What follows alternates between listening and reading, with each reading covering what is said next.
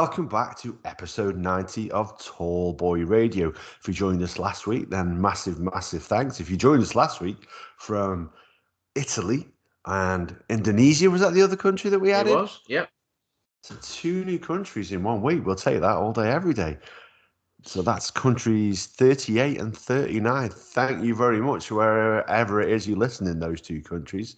Just thank you for joining and thank you for listening. And I've said hello, but let's go to the other 2 main reasons why people listen, the other 2 hosts. If you want to introduce yourselves and tell us what you're drinking, go for it. Hi guys.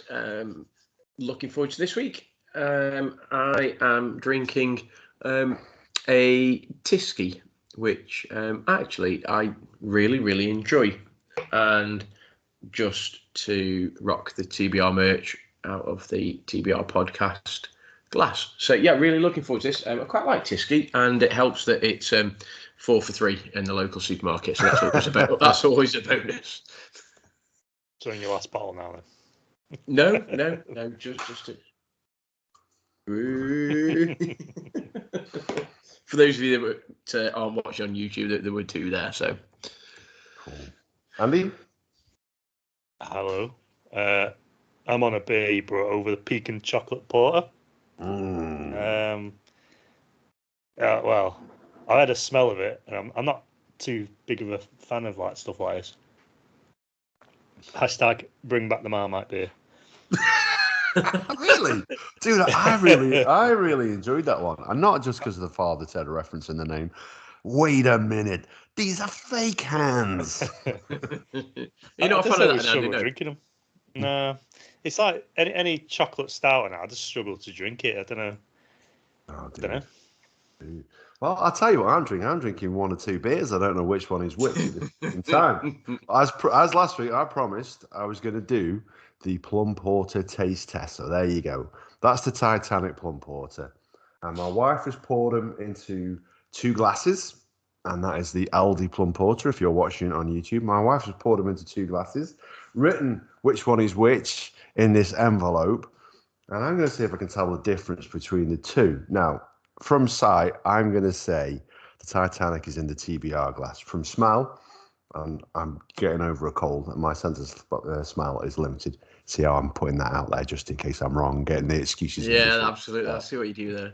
And from taste, I also think that this one is also the Titanic, but I'm going to have a little bit of an extra look at them and a little bit of a snifter while Gaz tells us about the Bond film that he went to watch. Yeah, so I went to watch the Bond film. I thoroughly enjoyed it. Really good watch. Really entertaining. A couple of things that were, I think, predictable from the previous Bond. And I don't want to give away too many spoilers, but sort of the back end of the last Bond film, sort of Daniel Craig or James Bond had sort of retired his 00. So it doesn't take a genius to work out that they'd actually recruited another 007. And that turned out to be a female agent, a black female agent, which she played the part really well. And I've read a couple of articles saying that actually long term she doesn't want the role of 007, because ultimately 007 it's just an assignment, isn't it? It's not James Bond, it's just 007. That's so whatever the name of that character will be might be assigned 007. So and I enjoyed it. Rami Malek was excellent as the villain, the bad guy. Very good. Good to see sort of Blofeld back as a baddie. He was in it as well. Car chases were good, explosions were good, fight scenes were good. All the things that you would expect from a Bond film, really. Bit of a sort of, I say plot twist, not plot twist, but a bit of a twist at the end. I don't know whether I want to say, just in case anyone's listening that hasn't seen it. I don't know what your thoughts. Do I say or do I not say? Or I'll be honest. Does anybody know that there was going to be a female Bond in it? Because that's news to me. That's, do we need to stick a spoiler alert? It's not a female Bond. It was just a female 00. It's not a female Bond. Oh, I thought you said female 007. I apologise. So there was a 00. So effectively, James Bond had retired his 00 status at the end of the last film, and they'd obviously then reassigned the 007 to a different character. And obviously Bond then comes back into the fold as such and gets reassigned to 007. So whilst it's not a new 007 as such, there was a black female character that portrayed that sort of for a while. But the plot twist at the end, I don't know. Do I say it? Do I not say it? Go on, I'll say it. For all you people that haven't seen it yet and don't want a spoiler or whatever, Bond dies at the end. So James Bond as a character actually dies and gets killed. I've seen people tweeting saying they got a bit teary at the end. I thought it was just because he was signing off or something.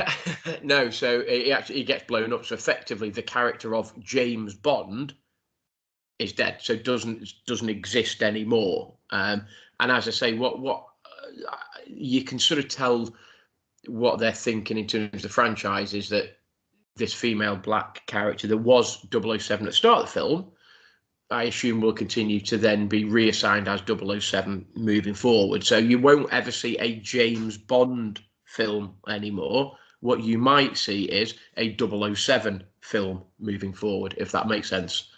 Yeah.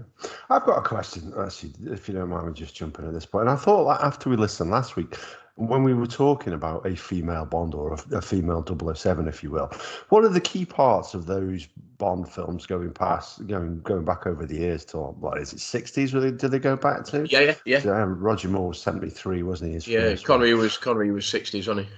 Yeah. So one of the key things that goes in at some point during that film, good old Bond has his way with the sexy female villain, doesn't he? Yep. You know, and the she's normally some exotic foreign lady as well. Yep. So, given how the two different genders are viewed in the media and in general, generally speaking, women who tend to sleep around, you know, a guy normally gets a high five, a pat on the back, and a sexy time. Whereas the women they tend to get a little bit, you know, tarnished with like sluts and things like that. You know, how will that work going forward? Or do we just as a nation need to grow up and actually accept that possibly adults do have sex? Yes, they do. I think back in the day, you know, you Roger Moore was the. And whether or not he was meant to be portrayed like this, but, you know, the typical British chauvinistic sort of, you know, sort of womanizer, etc., etc. Are we in a society and are we at a point now where we would accept a female manizer, if that's even a word? Do you know what I mean? A female character that goes around and gets what she needs and by sleeping with men, as you say. And I think, you know, years ago you would call them various names, and as you say, you know, the guys would be like, "Wee, go on, son." Whereas if it was a female, you'd be like, "Ooh," sort of thing. I don't know, and I'm only surmising as to how they. I mean, you only have to look at films. Was it like Red Sparrow and things like that? Was it with I want to say Scarlett Johansson, but it might not be her, and she played a Russian agent who, let's say, used her femininely wiles to sort of get various assignments done and completed and information and secrets out of males and stuff. So I just think we need to perhaps just grow up a little bit and think, actually, you know what, for every time that a male agent has used the bedroom to sort of garnish secrets or whatever, I think there's a female that's possibly done the same. You know what I mean? Maybe they'll keep doing it with women that they sleep with. Maybe. I'm hoping for a fat guy, like football fan or something like that.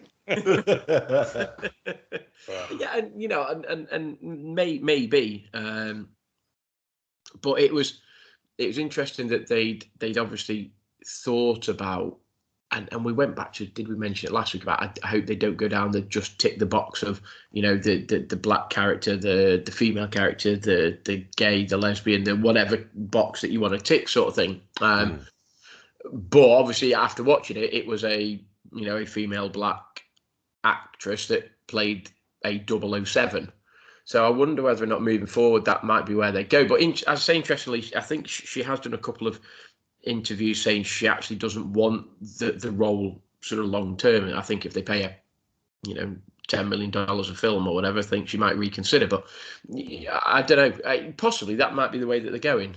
Daniel Craig said he don't want to do it anymore, and they keep throwing money at him. He's like, "Go on then." So you never know with her. But I was just thinking then when we spoke about it last week was when you watch films like that, with it being a male, you sort of associate. You could imagine you doing that, couldn't you? You know, like the whole when you're a kid, it's like, "Oh, I want to be a spy" and all that. Yeah. Could you do it with an opposite sex sort of character as well? That's an interesting one. I don't care what sex they are, but I think I'd like to see, you know, 007 still doing a male thing. It could be 006 or whatever. That's it. Here's the thing, though. So if you've got, say, 50% of the population who are imagining themselves as James Bond, well, you switch that around, then you've still got that same statistic. You know, you get 50% of women imagining themselves in that sort of dominant role and being the spy who gets the information and saves the day. I can't say I've ever imagined myself as a female spy. It's an image. It is an image. I'll give you that. It's interesting because, you know, as I say, that the quintessential British spy. You could go back. You know what we mentioned last week. You know the Saint and Bond and Bourne. You know they're male, very strong male characters, and then you think they fight physically other male baddies. Yes, the love interest is a female. So then you flip it on its head and you say, so is the new 007, if it's a female character, is she just going to physically fight female bad? Or is she going to physically scrap baddies who traditionally are blokes? And is the love interest then a male or a female? You know, so there's all sorts of these weird sort of storylines and sort of ways that you think it could go. But as a watch, I mean, as a Bond fan, I really enjoyed the film. It was entertaining. The time flew by. I didn't feel as though I was in there for whatever it was, just over a couple of hours, 2.5 hours, whatever it was.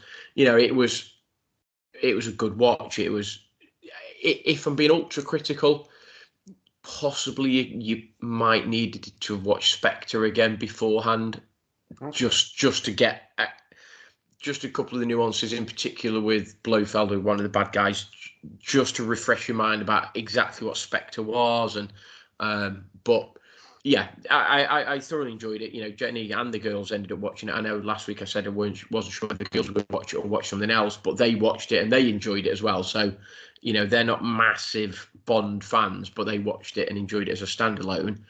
I watched it as a Bond fan and enjoyed it. So cool. Yeah. Good pretty good. I have actually got another question on Bond, but before I do, I've got a little plum-coloured envelope here, which I'm going to open up and just see if I'm right. So, as I said earlier, this one in the TBR glass smells like it's got that lovely plummy smell. It's got that little red tint to it, which it has. Doesn't tend to keep its head particularly well. And to me, that one tastes like the Titanic plum porter. This one had a big old head on it. It's dark. Can't see a redness. Oh, there is a slight redness to it now. I get it on the angle. It could be the glass. I'm starting to think I could be wrong now. But I really hope you are now. Yeah, I know you do. I know that everybody who listens really would like to see me fail. So, but yeah, that to me doesn't taste like a Titanic plum porter. So I am going to say that the TBR glass is the one that contains the Titanic plum porter. So. Yes. There we go. Good lad. I can actually say there's a. I was going to say there's a plot twist, and it's the non-alcoholic plum porter.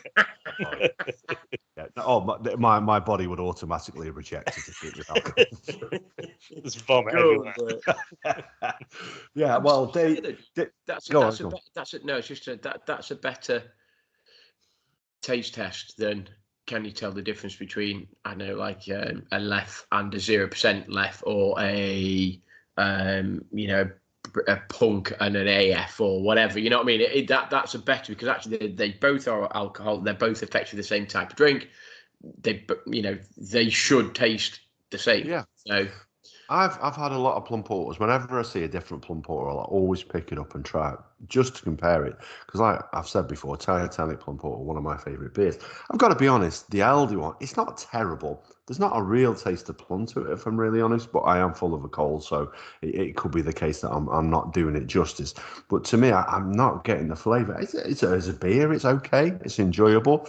You know, maybe I'll let Dave have this one as well to take the taste of his Marmite beer away when he joins us. He's not with us this week, but maybe next week or the week after when he's figured out which one half term is, he will be joining us. Half term, yes. No, my question then, dude, again is Bond, and I thought about this again after last week. So those Bond films, I don't know whether either of you know the answer to this question or whether I'm overthinking it. Probably. Probably, yeah. 6 different actors then, I think, have played James Bond on the old silver screen. 7 if you're going to include Radio and Bob Holness in his early production of James Bond. So 6 different actors have played it. So is that 6 different actors playing James Bond? Or are we actually saying the character of James Bond has morphed into look over the years? Because let's face it, 50 plus years to James Bond, it's not going to be the same guy. Is it 6 different people who are James Bond? So they're taken into the Secret Service. Maybe they had a name before and they become 007 James Bond. Is that a thing or am I overthinking it? I don't think they've ever done a continuity thing between different actors, have they? They've done so Daniel Craig's had his run of films, but they've not. I don't think they've linked to Pierce Brosnan's ones and stuff like that. No, and that's my thought. Like previous to Pierce Brosnan, was it Timothy Dalton? Was he the one before? Yes. So say for example, like Timothy Dalton, good old Welsh boy, playing Bond, and then you get Pierce Brosnan, who I think is English. He's got certainly appears to be quintessentially English. Yeah. So are we saying it's just a different actor playing him in the film, or we just assume that this is the character of James Bond played by somebody else? Or are we actually saying this is a different being? The whole individual takes on the role of James Bond 007. Yeah, I know what you're saying. Do you see what I'm saying? I do see what you're saying, and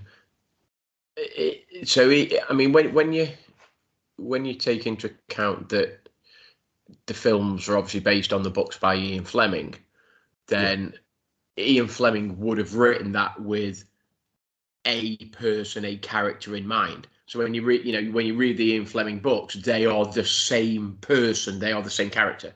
Yeah. I think it's just, I say, happenstance that what they've done is they've filmed Dr. No, whatever, was that the first film, Bond or whatever? Was it Casino Royale was the first radio one, was it, or vice versa? I think Casino Royale was the first radio one. No, that was George Lazenby, wasn't it? So he was the one who, obviously, it's not the same franchise that did it.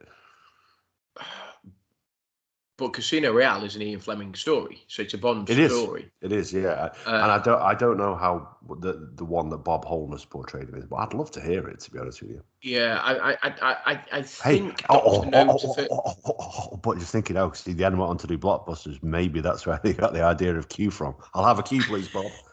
I'll use that. I'll write that down for you. Or an M. Yeah.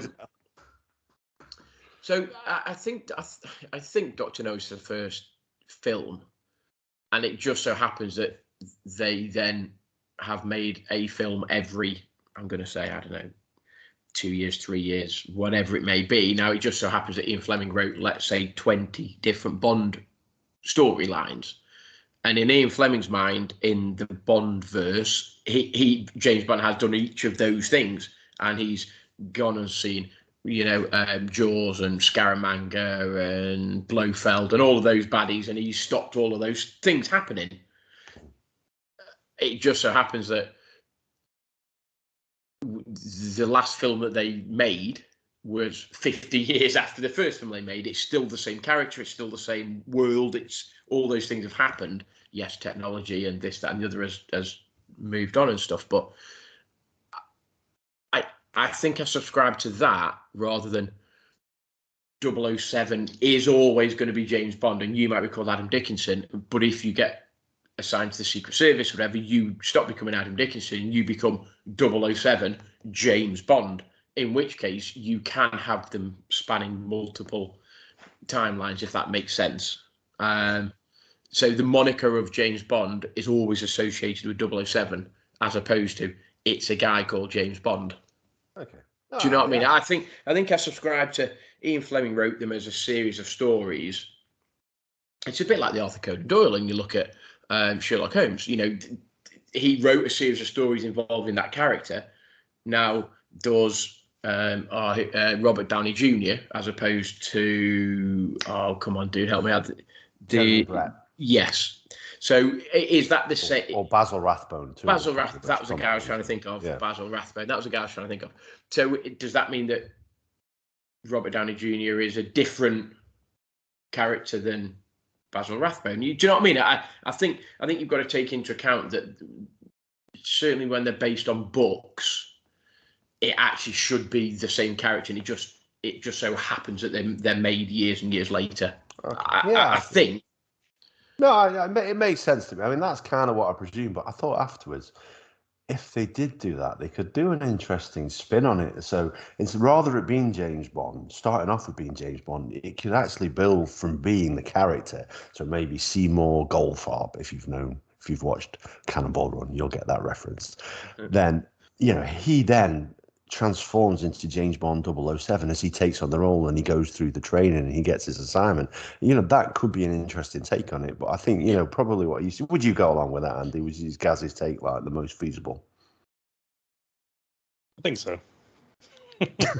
Did you stop listening and start thinking? No, I was just trying to work out in my head, like, because I was thinking different things of like, is it like a reboot every actor? You know what I mean? Like, do they just take the story, spin it, and redesign it or whatever? Like, obviously, there's been 2 Casino Royale films. Yeah, that's a good point. That I don't know. Yeah, I'm not suggesting it's like Doctor Who and they transform and get a big scarf or something. Well, I mean, you joke, but ultimately that's that time traveler, and you become a Time Lord, and then you might morph into that character. Whereas I don't necessarily subscribe to that being the same with James Bond. Do you know what I mean? I genuinely think it was written as a series of, it's the same character, it's the same person. Moving forward, I don't know what they're going to do. Yeah. Well, listen, come to TBR. We've got ideas. Absolutely. Yeah. Absolutely. We'll pitch some things. Don't you worry about that. Coming soon to a screen near you, Peter Dinklage plays 007. It's like, nothing against Peter Dinklage. 003 and a half. I'm sorry. And if you're listening, Peter, that was Adam that said that, not me. I'm a massive fan. I love your work. That's it. Direct all your hate mail to me. I deserve it. So moving on swiftly. NFL and Andy, let's start on the NFL. How did the Lions, have they had another strong week? Yeah. To be fair, there's only a few points in the last game, wasn't there?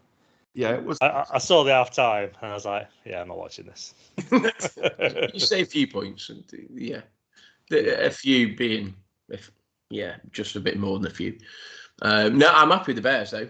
I didn't expect the victory over the Las Vegas Raiders as such, but I'll take it. I'll take that. Do you think it could have been a little bit of dissent in the camp anyway? Because obviously, I don't know if you've seen the Raiders guys lost his job today. Yeah. I mean, obviously, Gruden. Is it Gruden? Yeah. Actually, so a quote came up giving an insight into what he'd called Joe Biden and what have you read? I don't know whether you've seen it, but. All right, okay. Well, it begins with P and it rhymes with Russie. But he's come out in this master trade. He's got various people, various things. Well, I think that'll curry him some favour. But they were investigating the Washington football team, weren't they? And they discovered some emails that had been sent by him, which were racist apparently, and were used hateful speech in them, dating back to 2018 and prior to that. So apparently he mentioned Joe Biden, and he'd mentioned, I think, Roger Goodall, I think, is the NFL commissioner. Is that right? In various not very nice sort of quite derogatory ways. So, and I don't know whether that's any reason as to why he was, and these have come to light, and that's the reason why, or whether it's just actually they lost the Bears, so Christ, they must be bad, and they've sacked him for that reason, sort of thing. So yeah, I mean, I'll take it. Interestingly though, just while I run the Bears and the Raiders, the last 4 times they've played in 4 different cities. Yeah, I heard that. I watched Red Zone. Did you watch the Red Zone? Yeah, so I I watched Red I was Zone, like, that's pretty cool. So they played in Oakland, and then Chicago, and then London, and then now in Vegas. So the last 4 times they played in 4 different cities. That's got to be a first, doesn't it? Yeah, it has to be, surely, yeah. Unless maybe during, well, certainly post Super Bowl here, I'd say it's going to be a first. There's probably some interesting things when teams merged during the Second World War, when the Steelers and the Eagles were the Steagles. I don't know, maybe they played Philadelphia and Pittsburgh. Yeah, maybe. So I don't know. Yeah, well, might be reaching out, but yeah, that certainly is an unusual statistic. But speaking of the Steelers, a win, finally a win. Yeah, we moved to 2-3, still bottom of the AFC North, especially because the Bengals actually. Although I think they went on to lose, didn't they, to Green Bay? But they look pretty strong against them. Right? They were proving this isn't a fluke that they were 3-1. They've looked pretty good. They have looked pretty strong, and I was willing them to beat the Cheeseheads, obviously because the Cheeseheads are in the same division as we are, and we've got them next week. So, that would have been. That would have been nice going into that week with a victory for us and a defeat for them. But I mean, with 3-2, and Matt Nagy's got all this heat on him, and he's not doing a very good job. And again, I might be wrong, but I'm pretty sure in the last, was it the 4 seasons that Nagy's been with us, after 5 games, he's had a better than a 500 average season. So effectively, we're 3-2 or better in each of the last 4 seasons or 5 seasons Matt Nagy's been with us. So, yeah, a couple of times we've sort of flattered to deceive and then dropped off and not made playoffs, but he's obviously doing something right. Interestingly, he wasn't calling the offensive plays on Sunday. And he used to have this big crib sheet, and on the bottom right corner, it was like BU. And actually, the crib sheet from last week was about a third of the size. It was tiny. It looked like an A5 sheet of paper compared to an A3 sheet of paper, sort of thing. So look like Dinklage's sheet.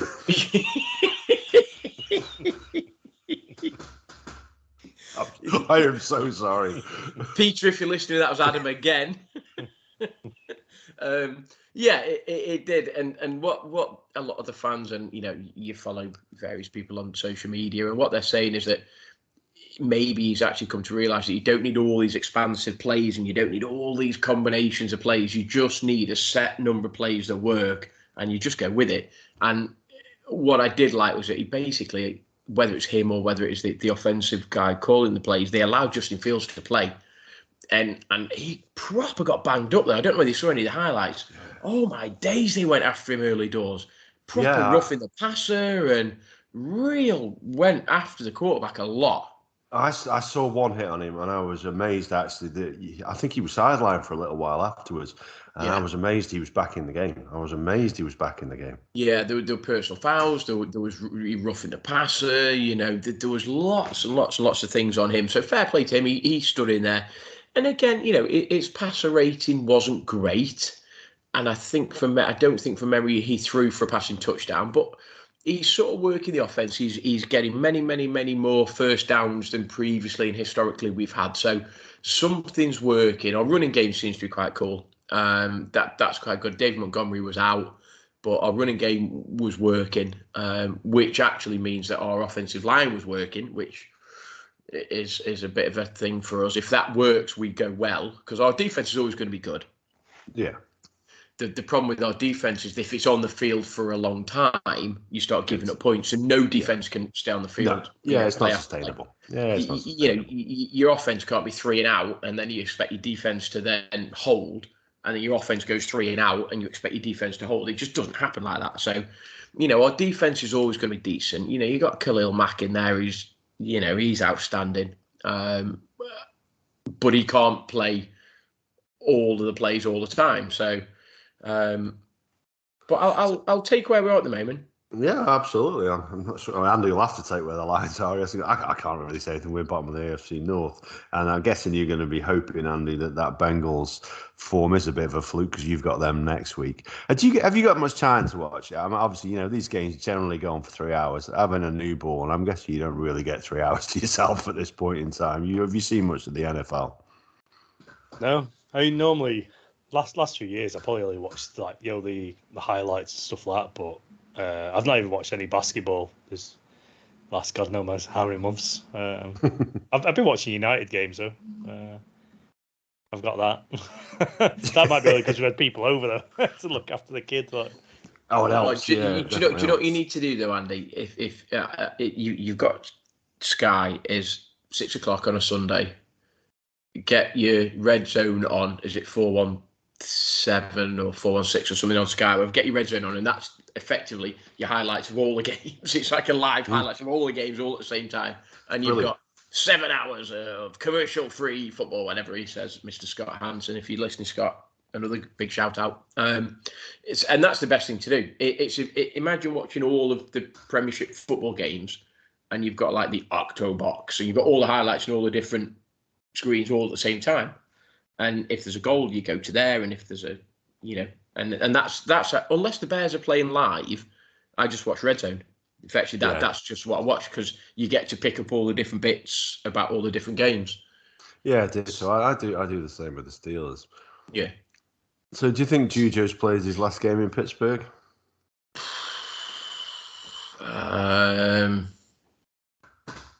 Yeah. I think he has. That shoulder injury's put him out for the season, and I just think I just can't see them. I can't see him. Can't see them naming him as a franchise tag player now. I think I don't know, and I think he will be just because of the salary restrictions. I think he'll probably be too expensive to keep, and therefore he's probably going to be traded. I think. I mean, I don't know the ins and outs of the Pittsburgh squad as such, but I suspect he might go. Well, I think next year we're going to be bringing in a new QB in all likelihood, who's going to be obviously getting paid a lot less than Big Ben. Although, to be fair, he took a massive wage cut to be playing again this season. God bless him. And he's earned the right to come back. Definitely, he's earned the right. So I think there'll be a little bit of salary space if we needed to keep him, if we wanted to keep him. I just feel like Chase Claypool's he's becoming the man. He is becoming the man, and then Washington and Deontay. Honestly, those two guys. I think we're starting to build something that's promising. Yeah. Just while you're on the NFL, have you watched the Cowboys All or Nothing? I don't know if you've seen it or not. I haven't. No, I haven't. It's decent. Ezekiel Elliott is decent, obviously. Dak Prescott is he's a QB, so it's decent. It's worth to watch it if you like if you do like your All or Nothing type sort of and it throws a light on the Cowboys, which are, I suppose, historically one of the powerhouses of the NFL. They are literally like, one of the original sort of teams as such. So America's team, they call America's team. Yeah, absolutely. Yeah. The Thanksgiving games and all of that sort of thing. So it's worth a watch. I've watched it. I've enjoyed it. I'd love the Bears, to be honest. Okay, honestly, they haven't been on any of them either. What was the other one? You got All or Nothing or the Hard Knocks. Hard Knocks. Yeah. So the Bears haven't been on either of them. I don't think so. I'd love to see them involved. But yeah, I don't. It's obviously be careful what you wish for, dude. That's what I'd say with those. Well, yeah, you say. I'm not looking forward to Arsenal's version of that. Oh, dude, it'd be ace, especially when you get relegated. Ace for you, yeah. I'm looking forward to those text messages coming through. Absolutely. You don't get Big Sam as well. Yeah, listen. Stop joking about that. Get the gravy guzzler. Get the gravy guzzler down. Go on, get him down, son. Hey, he might be needed back in Newcastle. Yeah, you never know. Oh no, I suspect other people. Frank Lampard's favourite, isn't he, or one of the favourites? You're saying he might be there. So I saw. Is it the Saudi royal family who bought them or someone like that? It's a consortium. Yeah. Well. It depends It depends who you listen to and what you read, but the Saudi royal family have ties. I think it's the Prince that has bought them. But what Newcastle and the FA are saying is that he is separate to the royal family, because obviously the royal family allegedly, and I don't want to get too political now, ordered a hit on Jamal Khashoggi. So they're saying that their human rights is really... Oh, okay. And so I think they must have passed the fit and fair test that the FA do. But I think on the back of the Crown Prince saying he wants to buy it, they've now come up with some sort of document that says the Crown Prince is nothing to the royal family. Yeah, I'm not sure that flies with me, if I'm honest. Does the Prince actually mean he is part of the royal family? I don't know, but I don't know. I did see a good joke about it though. About they sort of said that the Prince had sacked his consortium because he'd sent them out to buy him a Newcastle, and they came back with a shit football team. yeah, absolutely. Yeah, I mean, that's quite humorous, actually. But yeah, I think that there were some concerns over the Saudi government's sort of human rights and the way that they treat some of the sort of the population in their own country. There was obviously the Jamal Khashoggi bit, and there was this CIA dossier that said that actually it was the Saudi royal family that had commissioned the hit on him. So that's not great. But look, I don't know if the FA is saying that they've gone through their fair and fit trial, then fair enough. And if they have, they have. If it's a bit dodgy, then it'll all come out in the wash, sort of thing. In a way, I'm just glad that Newcastle, I can't believe I'm saying this really as an Everton fan, but to do another football team, but I'm sort of glad that they have got some investment, because Newcastle are a massive club, a massive club, and actually they do deserve to be up there, because their fan base is incredible, really. Yeah, definitely. I was saying earlier, I would love it. I would love it if someone came in and put some money into the Newcastle Football Club. Well, there was a caller on Talk Sport, and I don't know, he'd had a can or two, and he's like, who is it you want after Steve Bruce?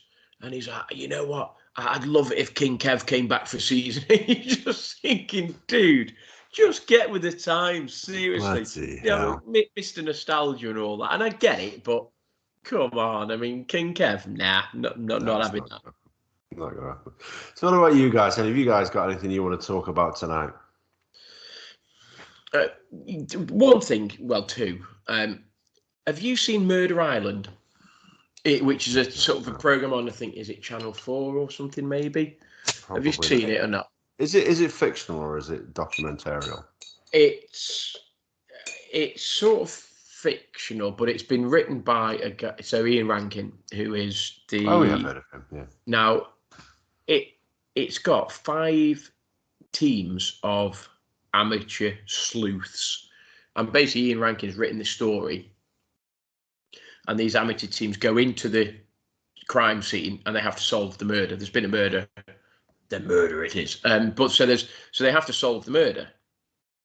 And it just took me back to thinking like Pickford and Dickinson parapsychologists, and if we turned our hand to sort of, forensics and murder investigation, how would we get on? And that's what I was thinking. I'll tell you someone who could solve a murder who nearly dropped himself in it last week, actually. He's one of the listeners picked up on it.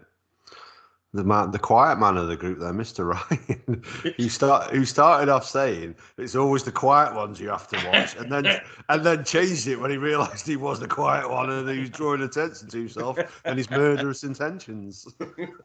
It's because I've got my medicine next to me, a little bit of alcohol. No, but so Murder Island, yeah. So there's this storyline, and they dramatised it. So that there's actors and actresses, and they dramatise the story. And there's a voiceover, and the voiceover is like, "Oh, that character was me, and the person being carried in the body bag was me." And they do this voiceover. But what they get is they get 5 pairs of amateur people that have just, applied to go on the program, and they're followed and tracked by 2 really senior murder detectives. And they get to feedback on what they did. And they get to basically interview the actors and actresses, and they get to visit the crime scene, and they get to look at the forensics and all of that. And it's quite cool. But it just got me thinking about, because you always think, oh no, I could solve that. And Amy, my daughter, who is, I'm sure, is either a serial killer or a mass detective, sort of in waiting. She's like, oh no, we could do that. What about if me and you went on, Dad, and sort of thing? And I'll be like, yeah, maybe, sort of thing. And like just little things like, you know, they walked into a crime scene and there's like loads of blood on the floor and these two people just went tramping through it and you're like, seriously, it's like a crime scene. Like, what are you doing? But they get to take the photos. They, like I say, they get to read the autopsy reports and they have to solve the crime effectively. There's a lot of this at the minute, though, just in real life, like podcasters and TikTokers getting involved in unsolved crimes and actually having a degree of success. And you only have to watch a few of the programs that have been on Netflix. Like, if you've not seen Don't Fuck with Cats, I would. Have you watched it? Yeah. Have you watched it, Andy? Dude, watch it. You know, probably shield your young child's ears from it. You know, they're very susceptible to these things at that age. But honestly, watch it. It is phenomenal. And it's true crime. It's true all the way. It's people on the internet bonding together to actually say something's not right here and actually ended up solving a crime that the police didn't really know what happened. It was phenomenal. No, it was. It was quite a disturbing watch, though, in a way. It was like you're thinking, I'm not 100% sure I want to be watching this or this is right, sort of thing. But no, it's that type of thing, and you get it was. I think it was only the first episode, and what happens is that there's an older lady who is a former chief inspector constable, real senior lady, and she's done various sort of murder investigations before, and they cast a critical eye over each of the contestants. And then every week, I think one of the teams gets removed from the investigation. So the one that they feel as though is the least sort of effective. But there's questioning, there's obviously, you know, there's forensics, there's photography and all that sort of stuff. And it's worth a watch. It's a little bit gimmicky just in terms of the dramatization of it. But it's quite cool. And it just got me thinking, you know, I'd love to give it a go. Yeah, would it be any good at it? No idea. Have you ever done a murder mystery weekend or anything like that? I can imagine Andy being in that one quite sinister. Well, I've done one with you, kid. We did. I've done one with you. Yeah, we did. Yeah. I think from memory, I was quite an integral part. I don't actually know what part I played in it, but I think I was relatively integral to it. But I played the drunk in the corner. No, I was drunk while I was in the corner. That was it. Can't remember what I played, but I think I got the piss taken out of me because I looked pretty much like Adolf Hitler. I got some dodgy tash stuck on, and then I got this way special glasses. Yeah, anyway, so can't remember even the character I played, but I don't know. You did look like you just come from the Third Reich, though. So I have done them, and they are quite good fun, depending on who you go with, sort of thing. So. Cool. Go on, what was your other topic then that you wanted to talk about, dude? You said you had two. Well, I don't know whether we've covered this before, but I'm a celeb. Could you do it? Could you not do it? Okay. I know my answer. Andy, go to Andy on that one first. Could you partake in any kangaroo anus? I think I could do it, but I don't think I'd like the people I'll be in with. So if you just there on your own doing all the trials, you'd be sad. That'd be a piece of piss. I think because it'll always be some like reality TV tool or something like that, and it just annoy me. Like because it's not about being, you know, interesting. That they're always like in your face and like act stupid, don't they, and stuff like that. It just infuriates me. Yeah, I mean the only reason I ask is that allegedly is it Piers Morgan, is he doing it this season, is he? I hate Piers Morgan. I hate Piers Morgan with a passion. He's the only person I have blocked on Twitter. That's how much I hate him. I'll listen to anybody's opinion. I don't care if I disagree with it. I ain't got a problem with it. I just hate Piers Morgan. Well, I think allegedly he's down to do it. And there were a couple of other people, and it just got me thinking, like, could I do it? Could I do all the trials? I'm sort of okay with spiders. I know you've got no chance. Like the smallest spider, you would. I'm done. I'm out of there. Yeah, I'm not a celebrity, but get me out anyway. Yeah, exactly. Yeah, So spiders, I think I'm sort of okay with, Rats, I think I'd be okay with. Snakes, snakes. I've held a snake, and I think you've got to get through the mindset of, like, yes, your green ants and stuff. Yeah, they might bite, but they're only tiny. And yeah, it's irritating, but ultimately they're not going to put you in somewhere where you're going to die. Do you know what I mean? You're not. I could die. I am that scared of spiders. That could be what polished me off. Honestly, I can't even watch that program because of the spiders on it. Honestly, I won't watch it. I've literally we put it on once and there's a bloody big spider and that's it. I'm done. No way. I ain't watching. There was a very famous scene. Was it Paul Burrell? Was he the Princess Di's butler or whatever it was? And there's a famous scene, and Ant and Dec that are on there. They were literally pissing themselves laughing because he's got his hand in. He's like, oh, oh, like this, and he's like trying to put his hand in this, like, and you got to reach in and find the star. And he's like, oh, Mother Mary, like this, and he's like proper giving it. And Ant and Dec are obviously, they are literally crying. Like, if you haven't seen the clip, it's genius. But heights, I think I'm okay with. The water stuff, I think I'm okay with. I don't mind water sort of thing. I don't know. I'm not a massive fan of, I say, frogs, but then how often do you come across like great big frogs that are dead slimy and stuff? So I don't know. I might frogs. Be okay. Right, yeah. Right. My sister-in-law is absolutely petrified of frogs, and right, fair enough. I know, like, people could say, "Well, you're scared of spiders, dude," but I don't get it with frogs. Honestly, they're quite cute, aren't they? Until you touch them and they're all slimy and horrible. That's the thing. Yeah, they're all slimy and horrible. See, spiders are just spiders. They're not going to hurt you. They're all right. Some of them will. Well, some of them will, yeah, to be fair. But then again, the most poisonous animal on the planet is a frog, so they might hurt you as well. I'll give you that. Yeah, I'll give you that. Interesting. And they're brightly coloured, so you go, "Oh, look at this! I'll pick it up. Oh shit, I'm dead." So you know what I mean? I'll give it a lick. Yeah. Oh, come here. Yeah. To be honest, if you're picking up animals, regardless of what they are, and thinking, "Gonna give that a lick," it probably isn't going to end well. For the animal. for anybody. Yeah, especially if you get a particularly avuncular dachshund or something. You know what I mean? I don't mind this. If you want to lick a sausage dog, it's none of my business. So, moving on. This reload rub then, guys. I've used up my quote. I'm ready to pass it on now. I'm ready to have a switch around. Where are you guys with yours? So I feel as though I've used quite a lot of the packing heat one, but it just doesn't go down. I don't know, some sort of weird magic, like it just refills. But I feel as though I've used quite a lot, but there's hardly any out of it. I'm happy to pass them over and stuff. No. Use it up first. I'm honestly, I'm like, I'm going to repackage mine into little packets, and then I'll bring it on Saturday or whatever. The rest of it.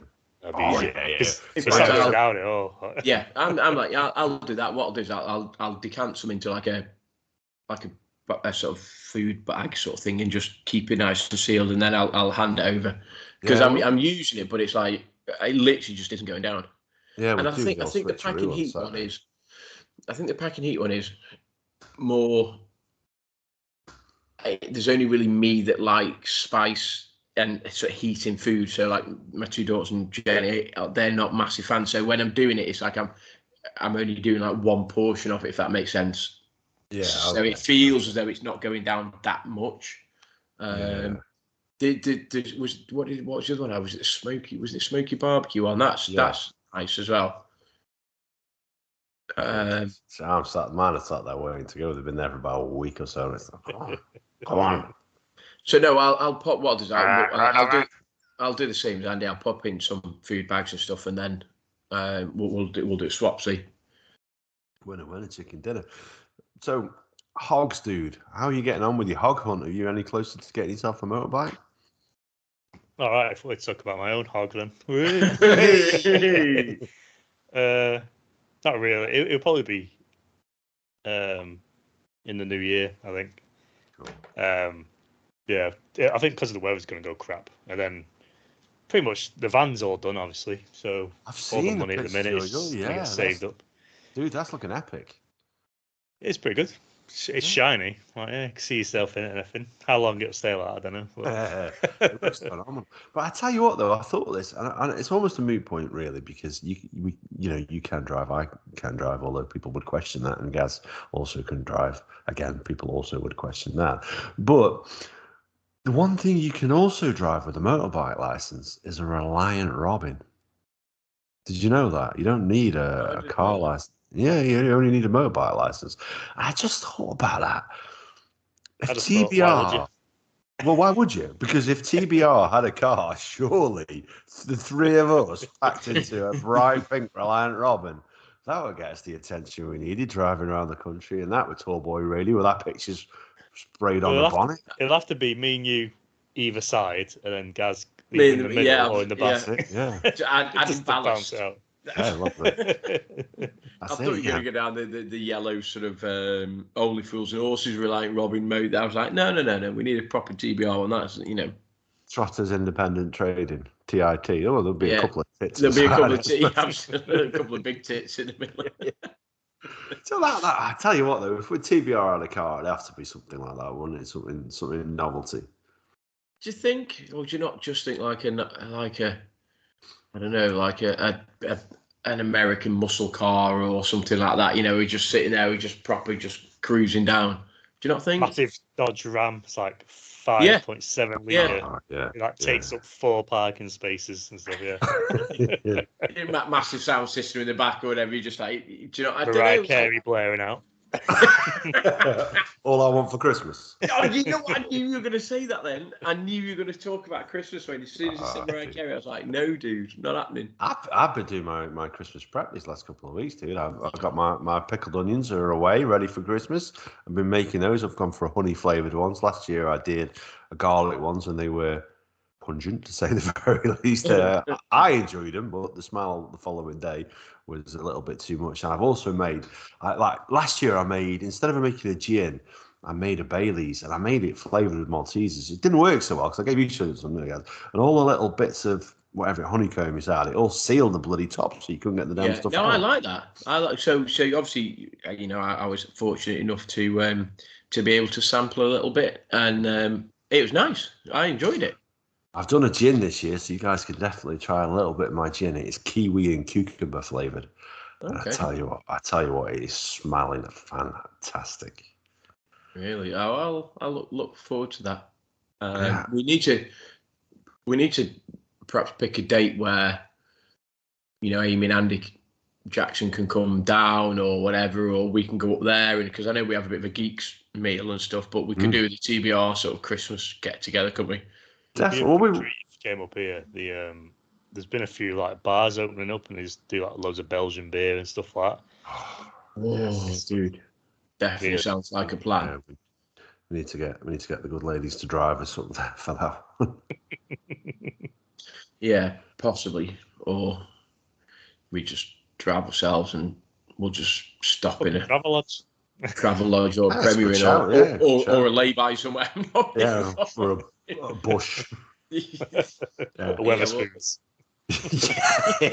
What, front steps? Sleeping bag on.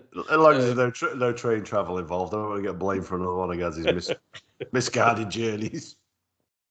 Leave no man behind. But no, so I just think it'd be pretty cool if we could have a bit of a TBR sort of production meeting. Well, we did one last year, and actually I think we did it quite early on in October, didn't we? We went out for a curry and a few beers, and good old Ken came with us, and we had a pretty good evening. We definitely need to replicate that again this year. Yeah, stream it live on Twitch. We'll have to slap GoPros on our heads. Can you imagine? POV, TBR does POV. Yeah, it'd be easier to locate when we get lost. Just follow the live stream. Oh, he's been sick again. Andy's talking about you. I can't believe you're going to stand for that. he's midget wrestling again, is he? That's it. Peter Dinklage, no. Dinklage is down. Dinklage is down. Repeat, Dinklage is down. Oh, we're probably going to get in trouble for this episode. Yeah, you might, Adam, yeah. Yeah. That was him then. That was me. He was egging me on. He'll get censored down to like 5 minutes. Yeah, that's true. So just a quick one then. Something I've seen advertised recently. You seen this new Sky Glass? Have you seen that advertised at all? What do you make of that? I don't. If I sound really naive now, I don't really understand what it is. Is it just a live stream? Is that what it is? It's a TV with Sky built into it. And it's all obviously beamed in over the old Tinterweb, so that you don't need a box. I think you do need a Sky, but you're obviously going to have to pay for some form of subscription on top of your TV. I think the only difference is you don't need a Sky box. It's just in your TV. Is that how it works? Yeah, but you've got a voice activated TV, and so it can have Amazon Prime, Netflix, Disney Plus, Discovery Plus, all on the same box, and you can control it by your voice. I mean, the TV itself is it looks quite thick. In terms of obviously, but it's got the speakers and everything built into it. Oh, is it specific TV? Yeah, so, you have to buy the you have to buy the actual. You have to buy the TV. And I think the subscription packages start around about £12 for a basic package. So it looks quite interesting. It's something I'd definitely consider.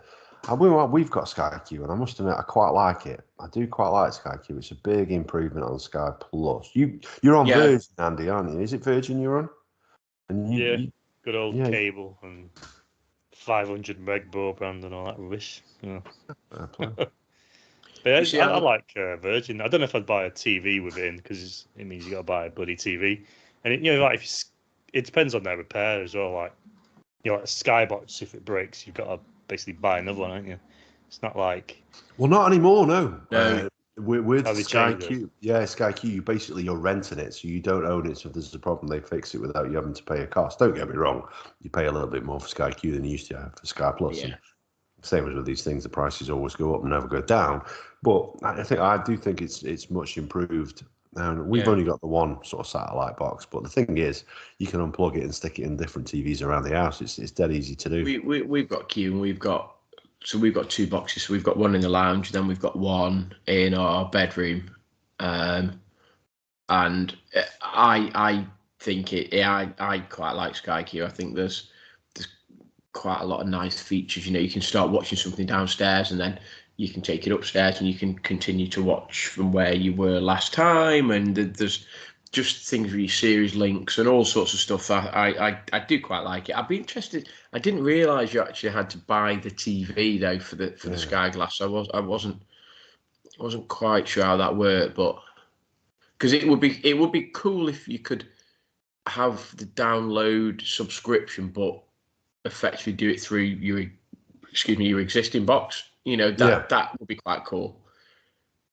Yeah. I mean, I think that's the way things are going. We covered this off, actually, Andy. I don't know if you got to watch it back, but the episode that you missed out while you were distracted, I don't know, something like your son being born, something like that, I think it was. And we we were talking about TV subscription. And actually, it gets quite expensive when you start adding it up, because the stuff you want to watch, like we said, like Gaz, we used to watch The Walking Dead, and it was moved from FX onto Disney Plus now. So if he wants to watch that final season, which obviously you're not that fussed about, you then have to pay that extra subscription for it. Whereas other than The Mandalorian, there's not that much else on there that he's not interested in. Yeah, and I think, you pay. I mean, I pay sports package, movie package, standard entertainments package for Sky, and then I've got Amazon, and then I've got BT Sport, and so all of a sudden you rack that up, adds up, and it adds up, and then you start thinking. And I haven't got BritBox or anything, but if you start to think about all the subscriptions that you could have, you'd be thinking that's a lot of wedge. That's a lot of money per month. And I wonder whether or not we're going to, and again, we've covered this off in a previous podcast, so I'm not going to go down it now, but I wonder whether or not you're going to get to the point where you turn around and say, well, actually, I wouldn't mind watching that, so I'll just download that, and that's going to cost me 25 pence or 50 pence or whatever, and then I'm going to download that, and effectively you just get to a streaming package where everything that you want to watch you just pay for. Do you know what I mean? And I wonder whether everything's going to go down that route. See, the other model is obviously the Spotify model, and literally every piece of music you want to listen to, more or less, give or take. I know a lot of the De La Soul stuff isn't in there, which I find frustrating. But most of the music you want to listen to is all in one place, and I just feel that we need something like that for movie and TV. Yeah. I think until Sky get broken up, I don't think that'll ever happen. I think like Sky and all that, like a traditional company that like the old way of charging people £100 a month or whatever. Whereas like like Netflix and all that, $6.99, $7.99 or whatever it is. So did either of you guys pay out for the boxing then over the weekend, Tyson Fury? I was gonna until I saw it was £25. I was like, no, I'm not interested. Was it really £25? Yeah, no, I didn't. And again, I think this has been covered off in the previous podcast. I just think I'm a bit reluctant to do box office stuff just because, and we mentioned this, and it might have been back in the day where we did the WWE stuff, and it was like that was box office, and it was WrestleMania and then SummerSlam, and I just felt as though it was the thin end of the tip of the iceberg, thin end of the wedge, and all that. I just thought I might be a bit two-faced if I then pay for that, but then I'm bad-mouthing Sky because actually it's the tip of the iceberg, and they're then going to start charging for lots of other things, if that makes sense. So I'm a bit anti-box office. I sort of feel as though we pay enough for the subscription. It should be part of your general subscription. However, I'm not naive enough to think that that's not the way that it's going to go. And as I just said, I think you'll end up with a lot more sort of subscription-based stuff. You're looking Now TV, get your Sky Now TV pass for £7 or whatever, and you can watch this game and this game, So there are subscription services out there, and I think that's probably where you're going to go.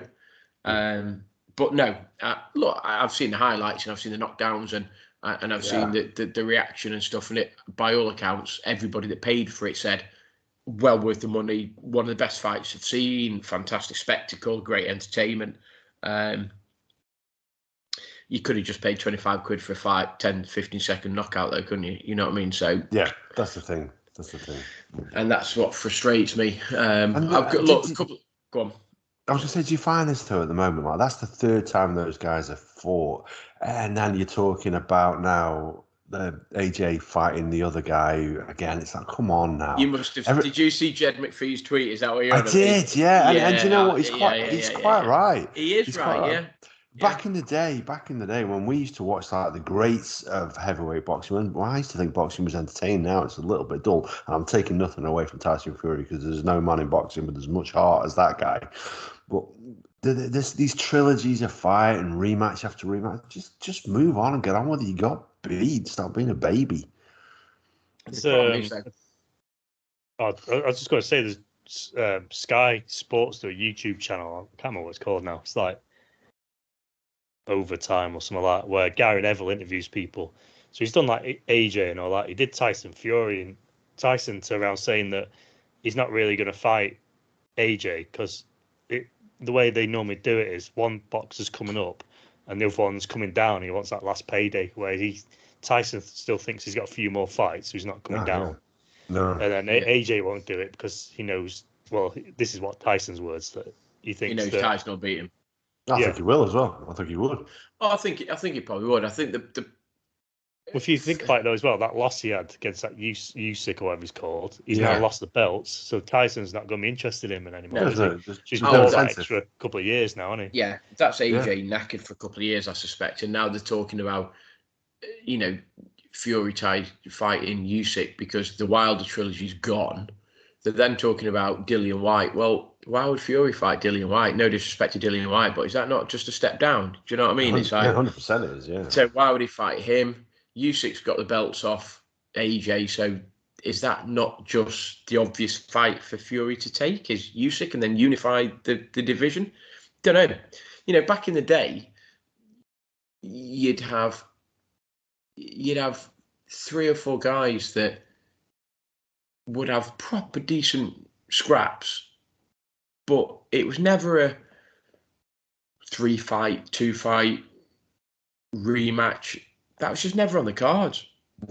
No, absolutely. Brings in money now, though, doesn't it? Oh no, absolutely. And I was going to say, a minute ago, that's why they it. do it. It's written in the contract. Yes, we'll sign this 50, 60 million pound fight, but actually, in the contract, the loser gets a rematch, which will net him 30% of the takings. The winner will take 70% of the takings of the rematch, because if you've won, you're probably the champion or the favourite, and therefore you should take more. And it's all written in these contracts now. So I don't know. I as entertaining as Fury won the first fight and it's called a draw, but Fury won the first one. Yeah. He then won the second one and stopped him, and he then won the third one and stopped him. So I don't think Wilder's got any comeback in terms of him fighting Fury again. I think he's going to move. I think Fury will move on. And I actually think that the Fury AJ boat has gone. I think it's sailed. I do think it'll happen. I think it sailed the second he lost to Usyk, to be honest with you. That's what I'm saying. Yeah. Unless, obviously, the result of this last fight maybe it would have been different. I don't know. But anyway, I think that brings us round about to the hour mark. Now, a couple of things podcast-wise, I want to give us a quick shout-out before we all say goodbyes. You can now listen to this podcast on Facebook. If you go to our Facebook page, scroll across to where it says podcast, you can listen to every single episode we've ever done on there. Although I have heard a few people say they've had difficulty listening to us. I think it needs to be authenticated by Zuck. He needs to pull his finger out and just check that. I think it's down to whether we own the rights to the music. This is what people have been saying. And listen, we can prove that we don't necessarily have the rights to it, but we have permission to play it. We have that in an email, so that's all good and golden. And also now on Spotify, if you listen to us on Spotify, you will see that there is a question at the end which you can answer and thus participate in each of these episodes, and we'll probably share them out as soon as this thing gets a little bit more popular. Not too many people using it at the moment, but we're looking forward to it. So do you guys want to give your shout outs and say any goodbyes? I'll say goodbye. Not many shout outs, the usual people. Johnny Simonetti, whichever, he's always ready. He does listen to us. He drops out a sort of message after every podcast. Fair play to the guy. We're still loving the Reload Rub, so thank you very much again for that. Spot on. No, just the usual crew. You are. I'm not going to mention them specifically. I can't believe it's an hour. Just over an hour. It's sort of like a game flown by. Love the new format. Love just chatting. Don't really know where it's going to go. We've covered loads of stuff tonight that I never really thought we'd cover, but that's the way TBR goes now. So loved it. Gaz out. Cool. Andy? I just remembered that YouTube channel. That's The Overlap with Gary Neville. Okay. Cool. He interviews Roy Keane. That's a really good one to watch. I've seen that one. Yeah, I have seen that one. That is an interesting one. But other than that, like Johnny's Instagram's really good, entertaining and stuff. And you got all your regulars as well. So yeah, keep up the good work, and we'll keep chatting shit for an hour.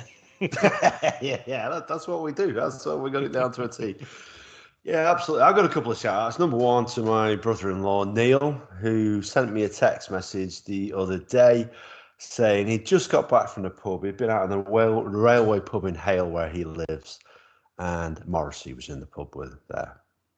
Thanks, buddy. Thanks for texting me after. Not before. Not I'm in the pub. Morrissey's here, dude. Come over. No, I just got back from the pub. I was in there with my mates. Guess what? Morrissey was in there. He's been doing his Bob the Builder impressions. It wasn't Neil I was Morrissey. Say bringing the mood of the whole place down, but okay, you beat, yeah. Yeah, cheers for that one. And then my last shout out is to my cousin Joe's wife, Lucy, who's just started her own online company. Go have a look at them, www.cozybox.co.uk. Basically, they have these really phenomenal quality blankets that are knitted on an old-time mill. I know you don't knit blankets per se. It's probably something else. I don't know enough about it. But go check them out. They put together these fantastic boxes. Have a look because they do look very, very good. And I'm going to leave you with a quote from an old manager of mine, and it's the best bit of advice that anybody could ever give you. Never go swimming with bow-legged women. Take care.